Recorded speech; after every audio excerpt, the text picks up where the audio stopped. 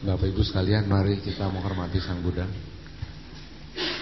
Namo tassa bhagavato arahato sama sambuddhassa.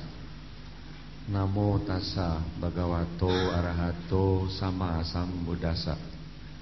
Namo tassa bhagavato arahato sama sambuddhassa. Namo Buddhaya.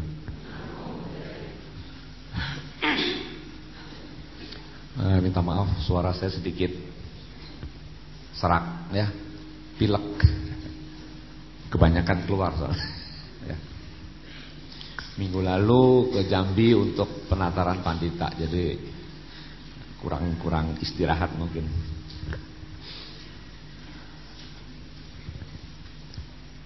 Hari ini saya akan berbicara mengenai jasa. Ya. Jasa artinya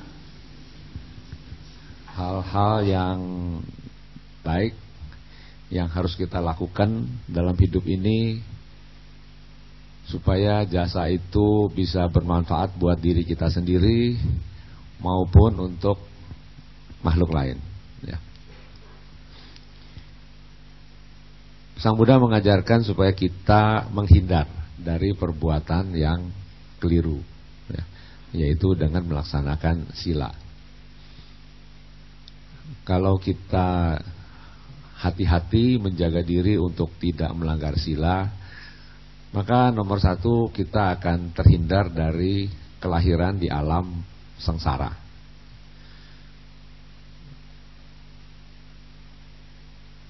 Kemudian kalau kita minta sila kepada Bante, silena sugating yanti ya. Jadi artinya siapa yang memiliki sila bisa terlahir di alam surga ya. Silena bogati nyanti, siapa yang memiliki sila bisa hidup sejahtera ya. Dan nibuting yanti berarti bisa mencapai nibbana ya. Tapi kalau hanya memiliki sila itu tidak cukup ya. Sang Buddha mengatakan itu hanya tidak melakukan perbuatan yang tidak baik, tapi kita harus berbuat yang baik. Jadi sila mempunyai dua sisi ya. Sisi yang pertama tidak berbuat jahat, sisi yang kedua adalah berbuat baik. Secara sederhana maka ada satu ajaran yaitu yang namanya dasa punya ya. Dasa itu 10, punya itu jasa.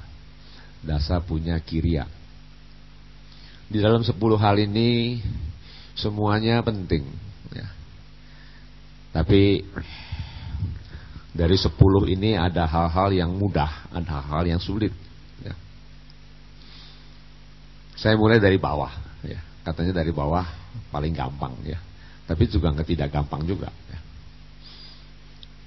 Yang ke-10 adalah dituju kama ya. Diti adalah pandangan ya. Jadi meluruskan pandangan yang keliru ya, dari seseorang. Nah, seseorang ini bisa diri sendiri, bisa orang lain ya. Jadi kalau kita bisa meluruskan pandangan yang keliru dari diri sendiri maupun pandangan keliru dari orang lain, maka ini sudah termasuk melakukan perbuatan jasa ya. Misalnya ada pandangan keliru yang mengatakan semua orang yang begini harus begitu, kan belum tentu kan. Jadi kita tidak boleh melakukan semacam generalisasi ya, bahwa kalau kawin sama orang yang begini mesti begitu ya. Nah, itu kan tidak pasti. Bahwa hidup ini kekal dan abadi, nah itu kan salah juga kan ya. Saya punya kenalan yang mengatakan nomor 1 adalah Tuhan, nomor 2 wakil Tuhan, yaitu saya. Siapa yang percaya bahwa dia itu wakil Tuhan? Tapi dia yakin saya ini wakil Tuhan ya. Nah, jadi pandangan-pandangan yang keliru itu mesti diluruskan. Dan kita semua melakukan perbuatan salah dan benar berdasarkan pandangan-pandangan itu ya.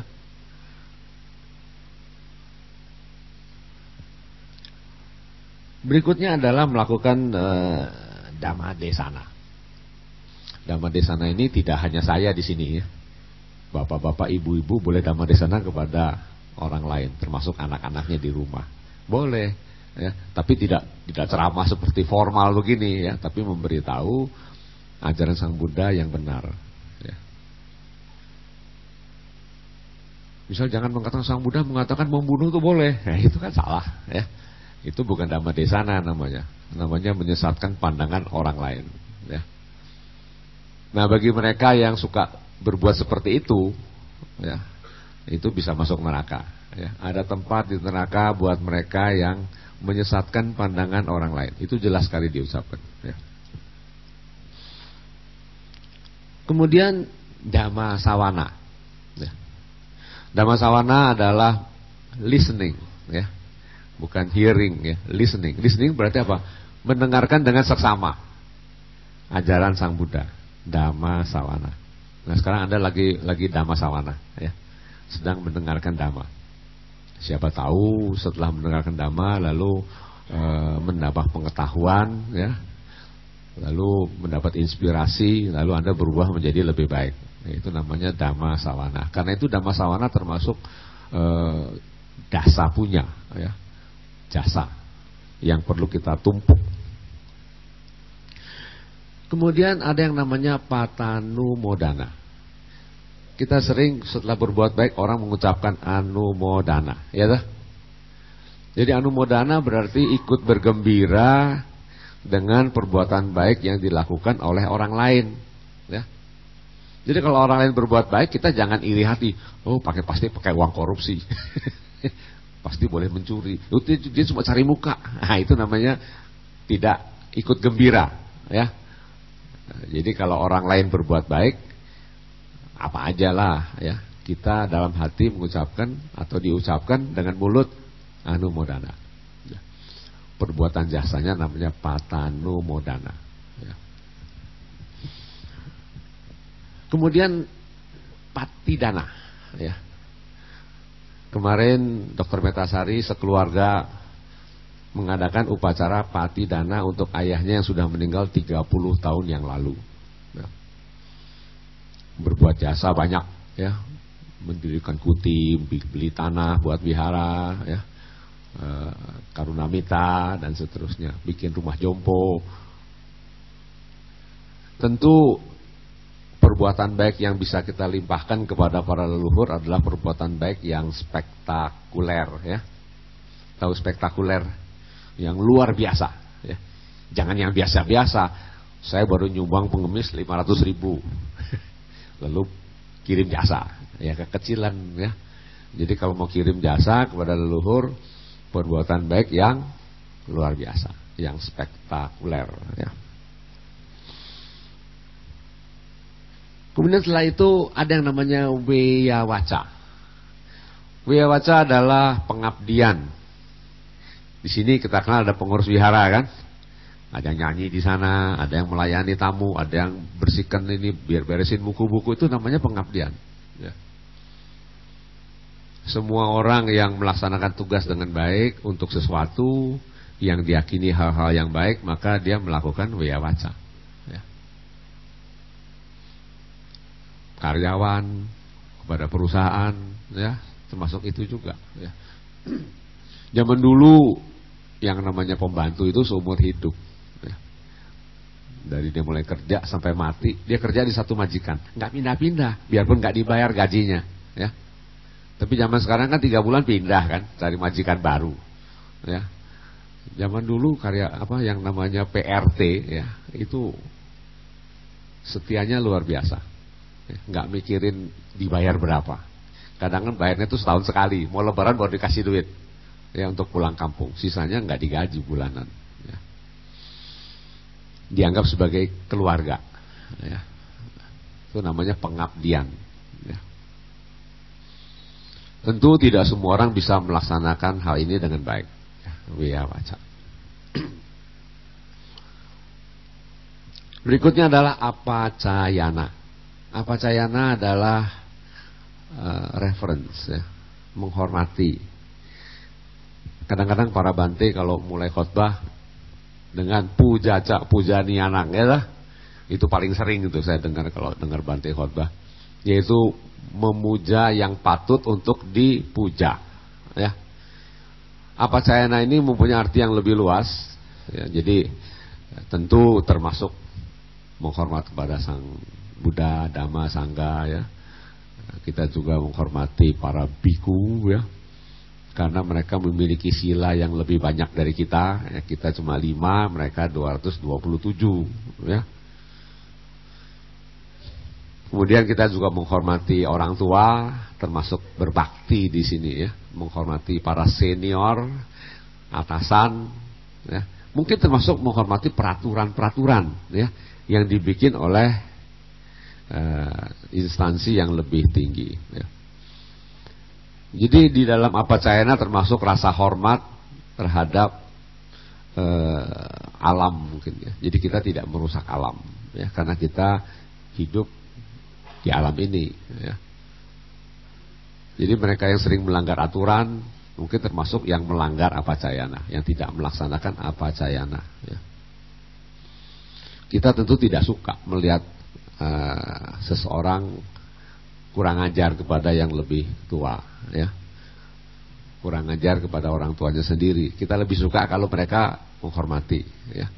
Jadi apacayana ini adalah hal yang baik yang perlu dipupuk. Tentu kita mulai dari kecil, ya, harus diberi contoh. Nah, 3 berikutnya adalah hal yang sangat umum, yaitu bawana. Bawana adalah pengembangan batin, ya. Kalau kita dengar istilah meditasi, itu istilah barat, ya, bukan istilah timur, ya. Kalau istilah kita itu bawana, ya, mengembangkan batin, ya. Meditasi hanya salah satu, yaitu konsentrasi, ya. Jadi yang namanya bawana itu termasuk mengurangi hal-hal yang buruk yang ada dalam diri kita, ya. Lalu mengembangkan yang sudah baik yang ada dalam diri kita. Lalu kita hanya peduli pada hal-hal yang baik. Di dunia ini kan banyak yang tidak baik juga, kan? Tapi gitu jangan dipedulikan, ya. Kita hanya peduli memperhatikan hal-hal yang baik, yang berguna. Dan kemudian kita berusaha berlatih untuk memusatkan perhatian pada satu objek, ya. Kalau sedang kerja, sedang masak di dapur, ibu-ibu ya jangan pikirin belanja di mall, ya, nanti garamnya kebanyakan, ya. Kalau sedang ngiris bawang ya jangan pikirin yang lain, nanti tangannya kepotong. Itu namanya perhatian, ya. Kalau para akuntan lagi ngetik, ya, lagi bikin laporan ya jangan pikirin pacarnya, ya, nanti salah tulis 9 jadi 5, gitu.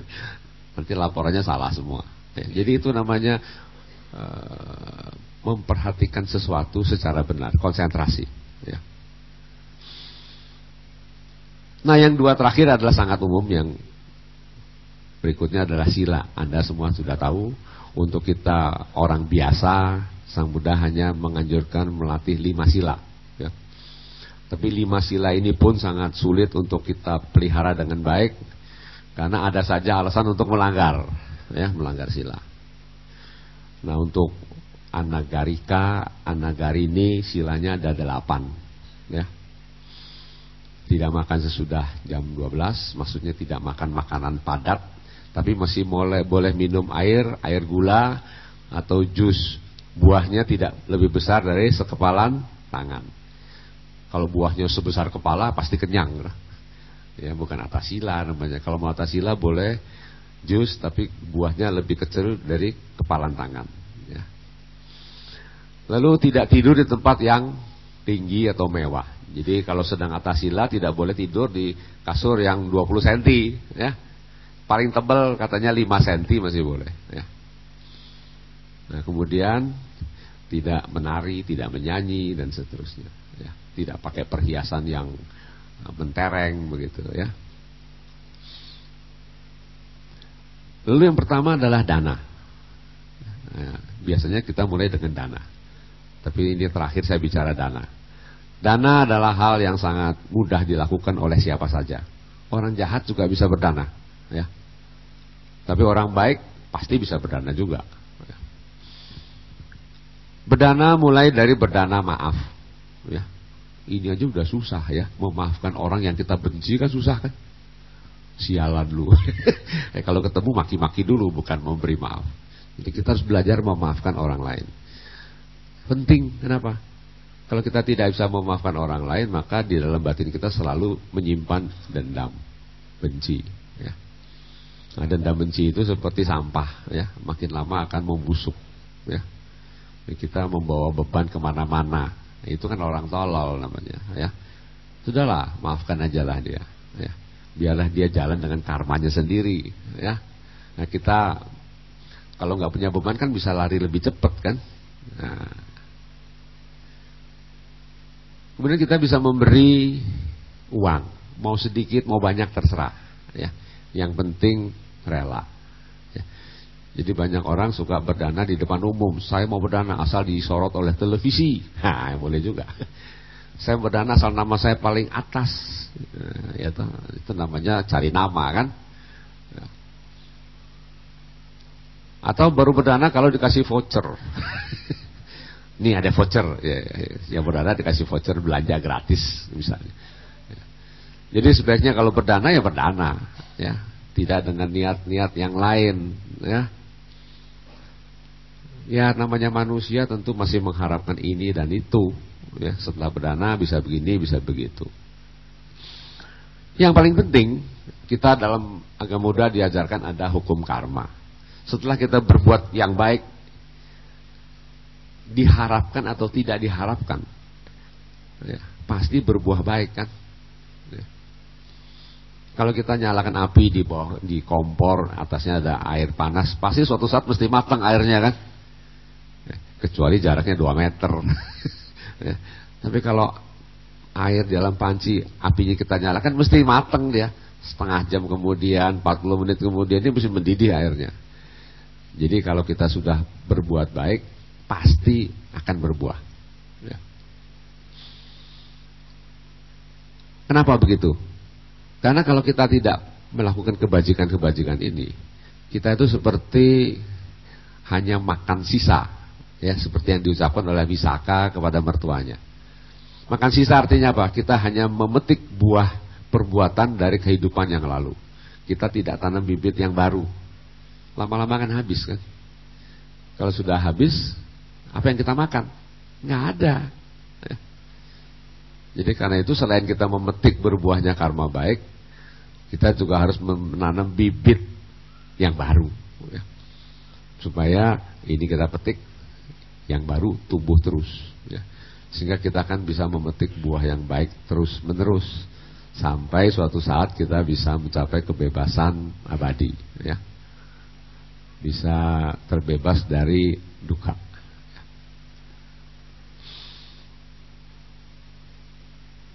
Ya, tentu semua dilakukan dengan pengertian benar ya.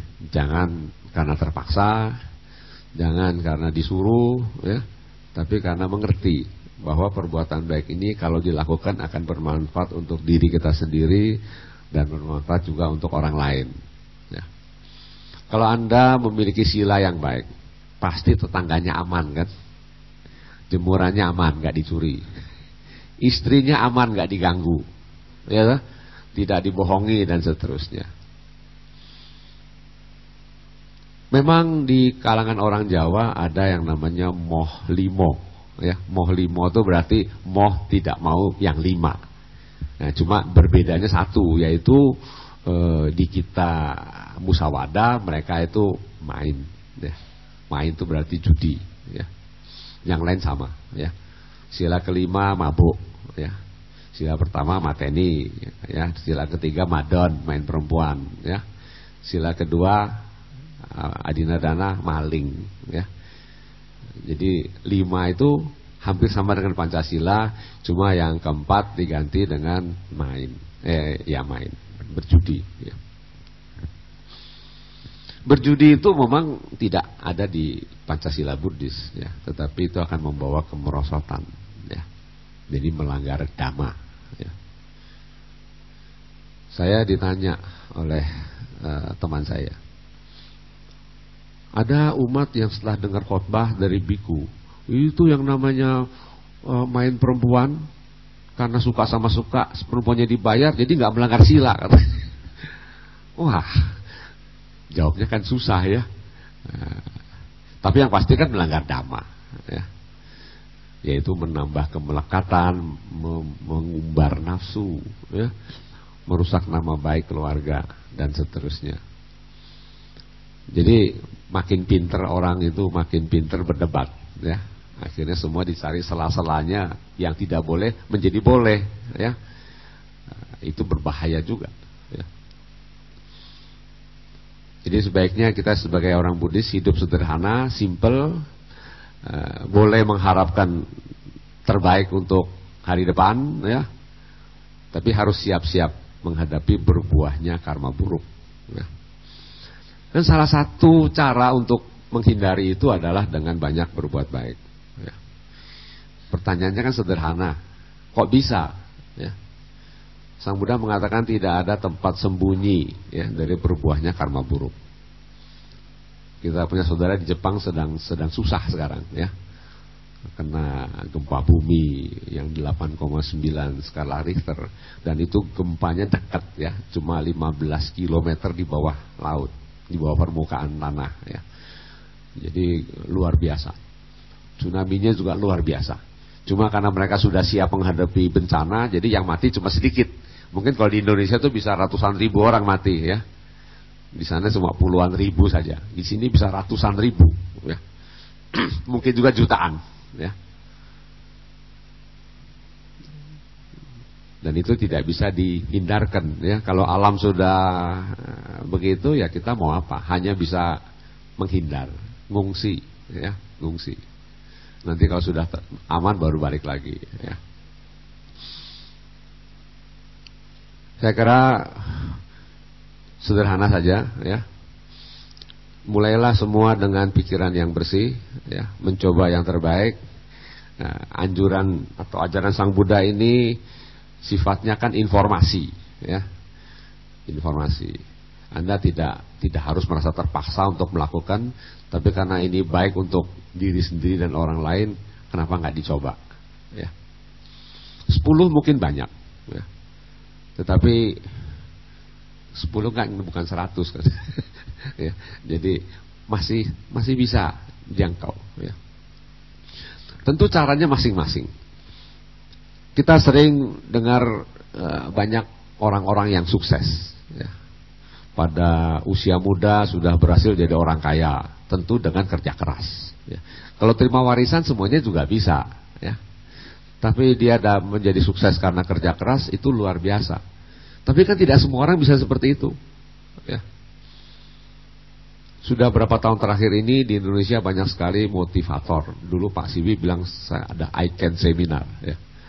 Jadi dengan ikut seminar itu kita terpacu untuk melakukan hal-hal yang luar biasa supaya bisa berhasil seperti orang-orang yang luar biasa. Tapi kan kita punya hambatan, ya. Hambatannya banyak, ya. Merasa minder, merasa malu, merasa nggak sanggup. Nanti orang bilang apa, ya. Jadi akhirnya kita diam di rumah, ya. Melanjutkan apa yang kita lakukan hari-hari, ya. Coba kita bayangkan ketika Pangeran Siddhartha meninggalkan istana. Calon raja, ya, bakal jadi raja, lalu meninggalkan istana, rambutnya dipotong, pakaian kebesarannya dilepas, terus jadi petapa di hutan. Dari punya istana 3 yang besar-besar untuk setiap musim, beliau tinggal di bawah pohon, ya. Mana tahan sama nyamuk, ya. Belum hujan, ya. Belum angin besar, ya, belum binatang. Bisa bayangkan nggak betapa besar pengorbanan Pangeran Siddhartha menjadi pertapa Siddhartha, ya. Luar biasa kan, ya. Nah, kita mau punya rumah berapa? 6 kali 20 aja juga susah nih kredit. Ya. Mau rumah yang lebih besar 10 kali 20 lebih mahal lagi. Apalagi yang 500 meter lebih mahal lagi, ya. Nggak terbayang misalnya. Tetapi beliau yang sudah punya 3 istana ditinggal, ya. Itu pun sudah dilakukan dalam kehidupan yang dulu, ya. Jadi ketika menjadi Pertapa Sumedha, sang Bodhisattva itu sudah jadi orang kaya, ya. Dia mendapat warisan dari keturunan bapaknya dan keturunan ibunya. Dia menjadi orang yang sangat kaya. Tapi kemudian dia sadar kalau dia hanya menjadi orang kaya, nanti mati, sesudah mati dia akan lahir lagi. Kapan habisnya, dia bilang, ya. Lalu dia tinggalkan rumahnya. Dia buka pintunya selama seminggu. Siapa yang mau ambil isi rumah saya, silahkan. Kita kan pasang gembok gede-gede, ya. Supaya maling gak masuk. Ini dia buka pintunya. Siapa yang mau ambil isi rumah saya, silahkan ambil. Nah, setelah seminggu masih ada sisa, dia umumkan lagi, saya mau pergi dari rumah saya. Yang mau menempati silahkan. Yang mau ambil silahkan. Dia pergi jadi pertapa, ya. Nah, setelah sekian lama bertapa, beliau menjadi pertapa yang sakti, ya. Bisa terbang, ya, bisa terbang. Kalau kita terbang mesti pakai Garuda, ya. Ya. Pertapa Sumedha ini bisa terbang dengan kekuatannya sendiri, ya. Sampai beliau mendengar bahwa Buddha Dipangkara mau mengunjungi sebuah kota di dekat itu, ya. Lalu dia bergabung dengan penduduk kota untuk melayani sang Buddha. Menurut teori, kalau seorang Buddha datang ke satu desa, maka tanah itu menjadi rata, ya. Tapi di situ ada tanah yang belum rata, yang masih becek, ya. Ya, sehingga Pertapa Sumedha lalu merebahkan badannya tiarap menutupi tanah yang masih becek itu. Dan ketika Buddha Dipangkara menginjak punggungnya, dia beradi tanah. Saya akan berusaha menjadi sama Sambuddha. Itu adi tanah namanya, ya. Tekad yang luar biasa. Tetapi sesudah itu kan mesti ada keuletan, mesti ada semangat. Sampai lama sekali sebelum beliau berhasil menjadi sama Sambuddha, ya. 100.000 kalpa ditambah 4 asangkaya kalpa, ya. Padahal waktu itu kalau mau beliau sudah siap menjadi arahat, ya. Tapi kalau dengan menjadi arahat hanya dia sendiri yang bahagia. Dengan menjadi sama Sambuddha, beliau bisa membuat makhluk lain bahagia. Karena itu kita mengatakan sang Buddha adalah maha karuna, ya. Jadi makhluk yang punya belas kasihan yang luar biasa kepada makhluk lain. Karena sebetulnya dengan kesempatan menjadi arahat sudah selesai. Jadi arahat sudah selesai, mencapai kebebasan sempurna. Tetapi beliau tidak mau jadi arahat waktu itu. Saya mau jadi sama Sambuddha, ya. Maka adalah patung kita ini, ya, patung Buddha Gotama, yang sudah berjuang menjadi Buddha sejak 100.000 kalpa ditambah 4 asangkaya kalpa. Itu pengorbanan yang sangat luar biasa, ya. Saya ingin menambahkan sedikit mengenai cara memberi hormat.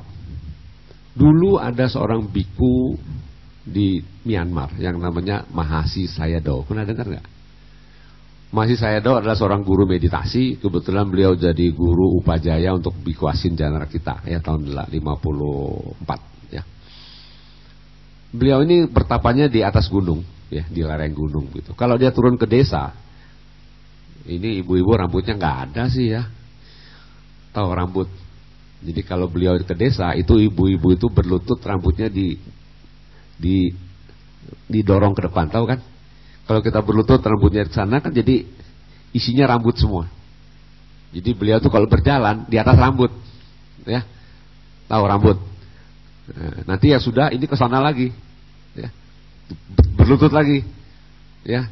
Jadi beliau berjalan di atas rambut kaum ibu di desa itu. Itu penghormatan yang luar biasa, ya. Tidak semua orang mendapat penghormatan seperti itu, ya. Tapi kalau nggak punya rambut, mau di mana rambut? Diganti dengan karpet, ya. Karena mungkin wanita di sana zaman dulu rambutnya panjang-panjang semua, ya. Dipelihara dengan baik, ya. Sehingga itu salah satu cara penghormatan yang luar biasa untuk Mahasi Sayadaw, ya. Beliau sudah almarhum, ya, sudah meninggal dunia, ya, dan telah memiliki banyak murid ya, belajar meditasi dari beliau. Jadi kita juga bisa memberi hormat dengan cara-cara yang luar biasa kepada orang yang kita hormati ya. Sang Buddha mengatakan di dunia ini ada 4 makhluk ya, yang tempat menanam bibit yang paling subur ya. Yang pertama adalah Sang Buddha. Jadi kalau kita menanam jasa untuk Sang Buddha, itu karmanya luar biasa, tanah yang sangat subur ya. Yang kedua adalah para arahat ya. Jadi kalau kita bertemu dengan arahat lalu berbuat baik pada arahat, meskipun kita cuma kasih sekepal nasi, itu bisa lahir di alam surga ya. Sehingga Angkura yang seumur hidupnya memberi makan kepada ribuan orang setiap hari ya, itu ketika datang Indaka, itu dia harus menyingkir karena sinarnya kalah terang ya. Indaka hanya memberi sekepal nasi kepada seorang arahat, sedangkan Angkura itu sudah berbuat jasa seumur hidup, memberi makan ratusan ribu orang, jutaan orang ya, kalah dengan memberi makan kepada seorang arahat satu kali sekepal nasi ya. Jadi artinya berbuat jasa kepada arahat juga baik sekali. 2 makhluk terakhir adalah ada di rumah kita, ayah dan ibu ya. Jadi kalau Anda berbuat baik kepada orang tua sendiri, ayah dan ibu, maka itu seperti ya, bukan seperti ya, tentu di bawah berjasa kepada arahat dan Buddha, tapi itu juga tempat menanam jasa yang sangat baik ya. Kalau sudah meninggal, patidana ya. Kalau masih hidup, nah berbuat baiklah kepada orang tua Anda masing-masing ya. Karena itu tanah yang subur untuk berbuat jasa ya. Saya kira itu saja uraian saya hari ini, tidak banyak ya, tetapi saya mengajak Anda semua untuk menjadi orang baik ya. Karena menjadi orang Buddhis nggak ada pilihan lain, hanya jadi orang baik ya. Karena ajaran Buddha adalah ajaran yang sifatnya mendorong orang menyelamatkan dirinya masing-masing ya. Tentu tidak dilarang kita menjadi orang kaya dengan kerja keras ya. Kita diajarkan untuk hidup dengan cara yang benar ya, menghindari mata pencarian yang keliru ya. Tapi yang penting adalah selalu sadar sesadar-sadarnya ya, supaya tidak melakukan kesalahan, tidak melanggar sila, dan selalu mempunyai peluang untuk melakukan jasa ya. Tapi kalau Anda tidak mau, tidak ada yang bisa memaksa ya. Kadang-kadang nggak mau nggak bisa, nggak ada waktu. Itu kan alasan yang sangat mudah kita ucapkan ya. Tapi kalau ada peluang, lakukan ya. Karena kalau kita sudah melakukan sesuatu jasa, maka jasa itu akan mengikuti kemana kita pergi. Saya sebagai contoh begini, kalau Anda melakukan dana dhamma, dana dhamma itu dana yang dipergunakan untuk kepentingan dhamma. Apa saja, cetak buku, bikin wihara, kebaktian dan semuanya itu namanya dana dhamma. Maka andai kata Anda belum menjadi arahat, maka dalam kelahiran yang akan datang Anda punya peluang belajar dhamma. Kan lumayan ya. Daripada kita tinggal di hutan gak ketemu wihara, kan lebih baik ada kesempatan belajar dhamma ya. Jadi dana dhamma itu membuat pikiran kita menjadi lebih terang, lebih mudah mengerti ajaran Sang Buddha. Itu namanya dana dhamma ya. Begitupun dhamma desana, Anda dapat peluang mendengarkan dhamma. Karena Anda memberikan dhamma, nanti Anda akan menerima dhamma dalam kesempatan yang akan datang ya. Jadi 10 hal ini adalah hal-hal yang baik. Kalau Anda apacayana, selalu menghormati orang lain, maka Anda akan dihormati orang lain. Percayalah ya. Kalau nggak percaya, buktikan. Tiap hari tendang pantat orang, coba. Apa yang terjadi? Nah. Kalau Anda tendang pantat tiap hari, Anda ditendang pantat Anda sama orang lain, pasti itu ya. Tapi kalau Anda hormat sama orang lain, pasti orang lain juga hormat sama Anda kan. Hukum karma itu tidak bisa lari kemana-mana, pasti bekerja ya. Selalu waspada ya. Dan agama Buddha tidak ada makhluk lain yang mengatur kehidupan kita kita sendiri yang menentukan hari depan kita. Ya, begitu. Jadi bertanggung jawablah pada diri sendiri, ya. Jadi jangan menyalahkan orang lain kalau kita mengalami nasib yang buruk. Ya. Pas itu kerjaan sendiri juga di zaman dulu. Ya. Cuma setelah Anda mengerti Dhamma, robah dong cara berpikir. Ya. Kita harus bertanggung jawab terhadap hari depan kita masing-masing, ya. Dengan berhenti berbuat jahat dan banyak berbuat baik. Ya. Saya cukup sekian. Silakan. Baik, tiba saatnya kita masuki sesi tanya jawab. Mungkin dari Bapak Ibu, saudara-saudara Dharma yang ingin bertanya secara lisan, kami persilakan terlebih dahulu.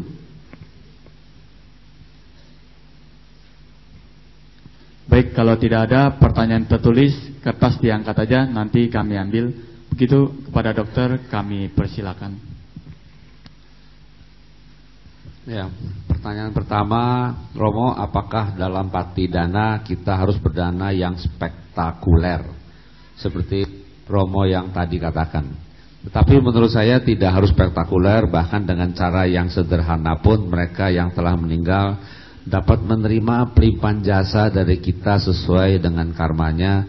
Dan apakah jika kita pelimpahan jasa dengan cara yang sederhana akan menghasilkan karma yang biasa saja dibandingkan dengan yang spektakuler? Begini, yang kita tuju adalah penghuni alam peta, ya. Penghuni alam peta adalah penghuni yang sangat menderita kelaparan, ya, kehausan, kepanasan dan semuanya. Dan dari 4 jenis penghuni alam peta ini hanya satu jenis pertama yang siap untuk menerima pelimpahan jasa dari para keturunannya, yaitu para Datu Pajiwika Peta. Jadi dalam Patidana kita melimpahkan, mempersembahkan, semoga jasa kebajikan yang saya lakukan melimpah kepada leluhur saya yang sudah meninggal dunia. Kita boleh sebut namanya kalau kenal, ya. Kalau kita tidak kenal, ya tidak usah. Kalau tidak kenal ya gimana, ya. Sebagai contoh, ketika Raja Bibisara memberi makanan kepada Sang Buddha, pikirannya itu ketika Sang Buddha memberikan berkah, Sang Buddha nanti malam tidur di mana ya? Jadi dia tidak melimpahkan kepada leluhurnya. Sehingga para leluhurnya yang sejak zaman Buddha Pusa 100.000 kalpa yang lalu, atau kira-kira 90.000 kalpa yang lalu, itu kecewa. Mestinya kan kamu limpahkan jasa memberi makan kepada Sang Buddha kepada kami-kami ini yang sudah begitu lama di alam peta. Kenapa tidak dilakukan? Lah ngamuklah itu para leluhur, ya.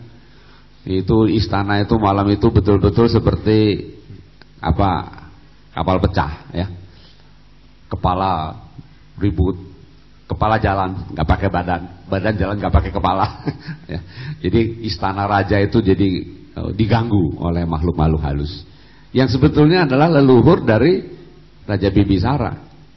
Marah, kenapa kamu tidak limpahkan jasa memberi makan kepada Sang Buddha kepada kami, gitu, ya. Dan memberi makan kepada Sang Buddha itu jasa yang luar biasa, ya toh? Tadi kan saya bilang ada 4, ya, kepada Buddha, kepada Arahat, kepada orang tua, ayah ibu. Tapi kepada Buddha adalah yang tertinggi, ya.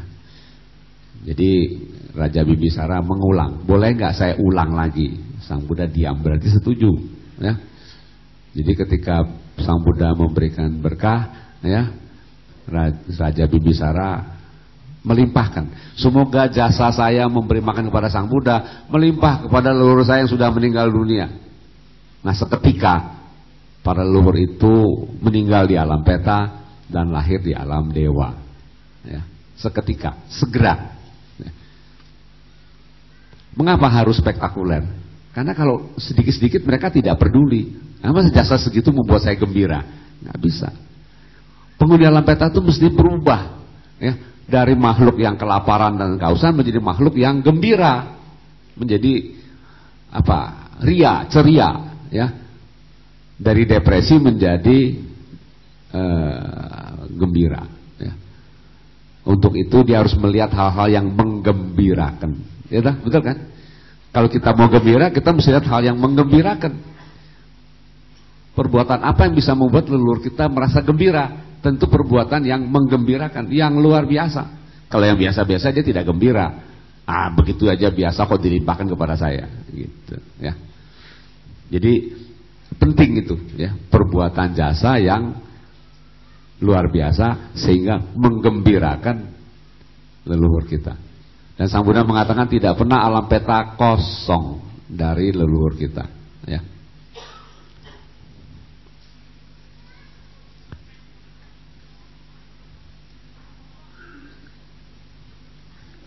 Ini yang nulis ini sering baca FB kali ya. Romo pernah menulis di FB. Romo bernama sekarang di Candi Borobudur. Saat itu ada orang barat menertawakan Romo bagaimana cara kita menghormati tempat-tempat suci dan bersejarah. Salah satu cara memberi hormat adalah buka sepatu. Kita ini masuk dalam masalah pakai sepatu kan. Ya. Soalnya nggak pakai sepatu dingin. jadi pakai sepatu. Pernah dengar Raja Bibisara matinya gimana? Ketika dia nggak dikasih makan, istrinya datang sambil bawa makanan, disembunyikan. Terus ketahuan, istrinya membalur seluruh tubuhnya dengan madu, sehingga suaminya menjilat tubuh istrinya supaya dia bisa tahan makan. Kemudian ketahuan juga, si ibu tidak boleh besuk suaminya. Dia masih belum mati juga, masih bisa jalan-jalan, bermeditasi. Kan ada meditasi sambil jalan kan, ya. Cangkamalam. Anaknya masih marah, itu kakinya disayat-sayat, ya, dikasih air jeruk, ya. Jadi kakinya disayat-sayat, kasih air jeruk. Kenapa begitu? Karena dulu pernah Raja Bibisara pergi ke tempat suci dengan pakai sepatu, ya. Jadi karma buruknya berbuah ketika dia meninggal dunia, disiksa oleh anaknya sendiri, Ajata I, ya. Jadi pakai sepatu ke tempat suci nggak boleh, ya. Pernah satu kali di Borobudur ada seorang biku Sri Lanka. Kok orang naik ke Candi Borobudur pakai sepatu? saya nggak bisa jawab. Biku kita juga pakai sandal. Karena memang semua orang pakai sepatu, jadi tidak ada yang buka sepatu. Ya. Kalau kita ke India, ke Taj Mahal itu, kalau pakai masuk ke dalam kuburan itu, Taj Mahal disuruh pakai bungkus sepatu supaya tidak kotor. Tapi sebetulnya adalah buka sepatu. Kenapa buka sepatu? Zaman dulu kan jalanan nggak pakai aspal kan, semua orang jalan kaki kan, berdebu, ya, sehingga kotor sekali. Jadi sepatu itu dianggap apa? Tempat yang kotor, ya, sehingga ada upacara membersihkan sepatu, membersihkan kaki, ya. Jadi kalau ke tempat suci nomor 1 buka sepatu, ya. Kemudian nomor 2 ya tentu tidak teriak-teriak, tidak joget-joget, tidak marah-marah dan seterusnya, ya. Saya kira kita ke wihara juga biasanya buka sepatu, ya. Cuma karena kita duduknya di kursi jadi pakai sepatu. Orang ke masjid buka sepatu, ya. Betul kan? Buka sepatu. Namo Buddhaya. Selamat pagi Romo. Apakah seorang suci atau arahat mempunyai kemampuan membawa pergi jasadnya saat meninggal? Mungkin untuk membuktikan kesaktiannya. Untuk orang yang sering kehidupan saat mendengar ceramah dhamma, kita apakah buah karma pada kehidupan yang berikutnya? Oh, sering ketiduran. Untuk orang yang sering ketiduran saat mendengarkan ceramah dhamma, apakah kira-kira buah karma tersebut pada kehidupan yang akan datang? Ya tidur lagi kali ya. Saya tidak tahu ya apakah seorang suci atau arahat punya kemampuan membawa pergi. Tapi Sang Buddha sendiri kan jasadnya ditinggal, ya. Karena yang kalau orang meninggal dunia yang pergi adalah jiwa, ya. Tubuhnya tidak pergi, ya. Mungkin dia bisa punya kesaktian membuat apinya tubuhnya menyala sendiri sehingga menjadi abu, tapi tidak dibawa pergi, ya. Ini mengenai orang sering ketiduran, coba aja sering-sering di sini tidur, nanti jadi apa saya tidak tahu. Cari sendiri aja jawabannya.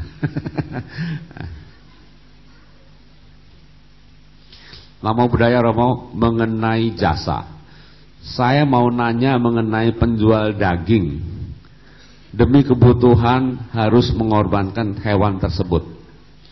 Jadi ini melanggar sila panatipata tidak ya? Solusi untuk mereka gimana? Sebetulnya begini, dalam agama Buddha yang dianjurkan untuk tidak dilakukan adalah membunuh, ya, bukan menjual. Ya. Tapi Sang Buddha juga mengatakan dilarang, bukan dilarang, sebaiknya tidak menjual daging hasil penganiayaan. Ya, itu salah satu barang-barang yang sebaiknya tidak dijual selain senjata, racun dan lain-lain, itu adalah daging hasil penganiayaan. Ya. Penganiayaan berarti apa? Siksaan. Ya. Jadi kalau daging binatang yang dipotong itu tidak disiksa, ya nggak termasuk. Ya. Memang ada orang tidak punya keahlian lain kecuali jual daging. Ya silakan jual daging. Ya. Kalau memang dia tidak bisa punya cara lain untuk hidup. Ya. Jadi kalau tidak membunuh ya tidak melanggar panatipata. Ya. Zaman dulu ketika Sang Buddha masih hidup ada sepasang suami istri. Suaminya Sotapana. Bukan, suaminya Sakadagami, istrinya Anagami. Ya.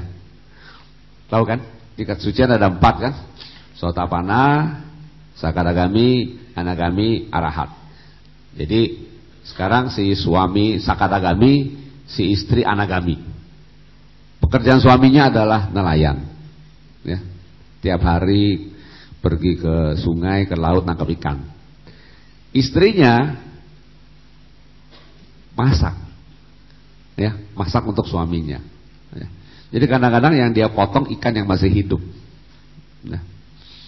Tapi dia bisa jadi Anagami. Karena dalam pikirannya tidak ada niat membunuh. Yang ada hanya kewajiban saya untuk menyiapkan makanan buat suami saya. Si suami juga nangkap ikan bukan karena ingin menyiksa binatang yang ditangkap, ya, tapi karena memang itu hanya cara hidup yang tidak bisa dirubah dengan cara lain. Karena dia tidak sekolah, ya, itu warisan dari orang tuanya menjadi nelayan. Nggak ada peluang lain untuk hidup kecuali menjadi nelayan. Rumahnya di pinggir sungai atau di pinggir laut, ya. Yang penting tidak ada niat untuk menyiksa, untuk menyakiti, untuk membunuh makhluk lain. Ya. Pertanyaan terakhir. Apa sebab hanya memberikan segenggam nasi kepada arahat jauh lebih menghasilkan karma baik dibandingkan memberi makan kepada ribuan orang lainnya? Jika dilihat dari segi kuantitas, maka manfaat tentu lebih banyak pada ribuan orang dibandingkan satu orang arahat. Terima kasih.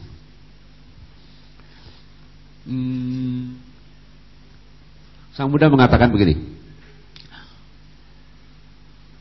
Kalau kita berbuat baik kepada orang yang tidak memiliki sila, ya, maka perbuatan baik itu tidak berbuah, ya.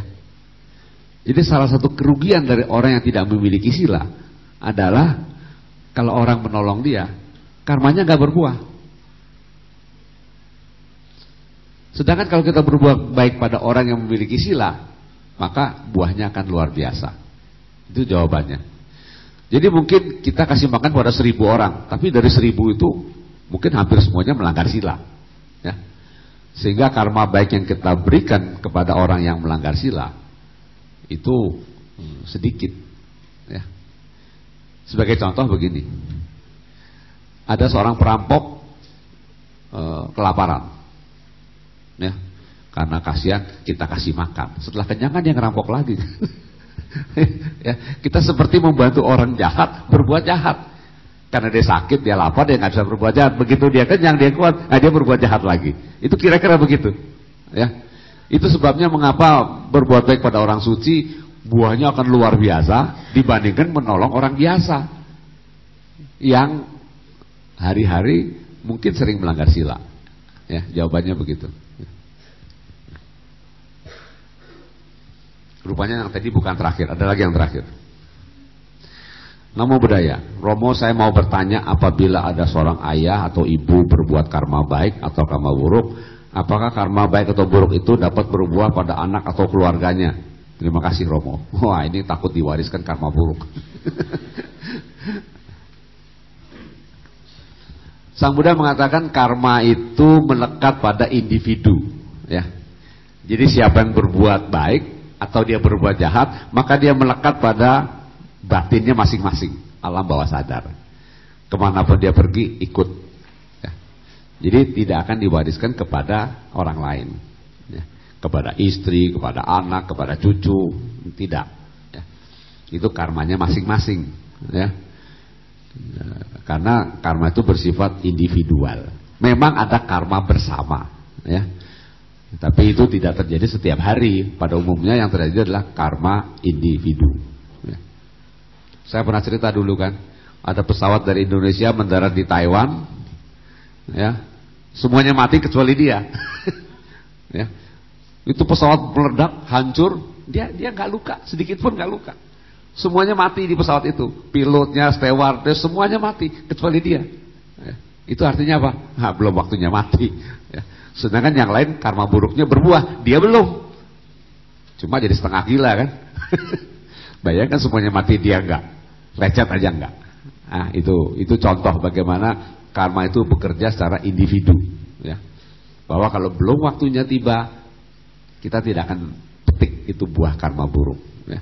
Tapi kalau sudah waktunya tiba, mau ngumpet di mana aja nggak bisa. Pasti kena, begitu, ya. Saya kira cukup sekian jawaban saya.